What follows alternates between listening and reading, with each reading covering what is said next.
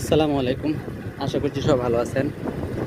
বর্তমান জগৎটা যে আসলে কত খারাপ সেটা আমরা হারে হারে টের পাচ্ছি, আর প্রত্যেক দিন একটা না একটা ইস্যু দাঁড়ায় সামনে। ওই ইস্যুগুলো দিয়েও আমরা অবশ্য জানতে পারতেছি। গত 2 দিন আগে আমরা যেটা দেখলাম সেটা হচ্ছে বনানীতে এই একটা প্রাইমারি স্টুডেন্ট, ওই যে একটা মেয়েকে নিয়ে হাসাহাসি কাণ্ড করে ছেলেটার মৃত্যু হয়।